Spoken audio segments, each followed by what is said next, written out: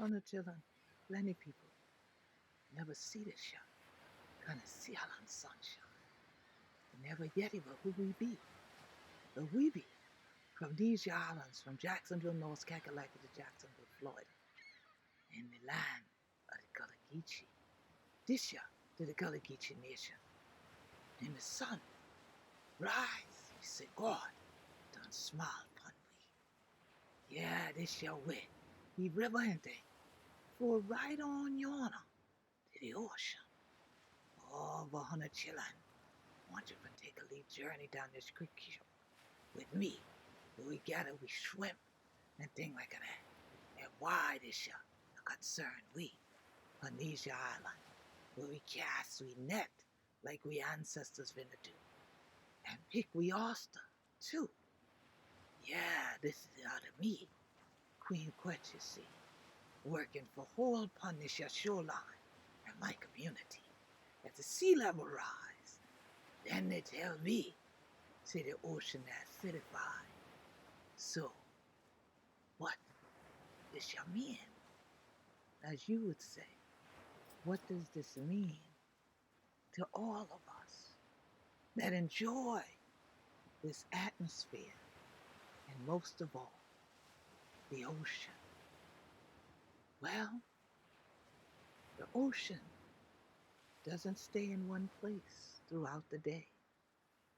And as the temperatures change with the climate and the things that we do on the earth continue to change and alter and go into the ocean, we now have a new word that, just like you might have never heard the Gullah language when I was speaking it, we never heard the words ocean acidification until they came from the scientists to our shorelines here in the Gullah Geechee Nation.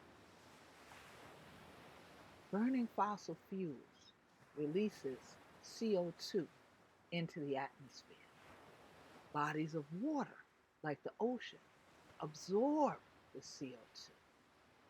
This causes the ocean to warm and acidify, which is harmful to the aquatic creatures, or as we say, the creatures with DNAC and things like that.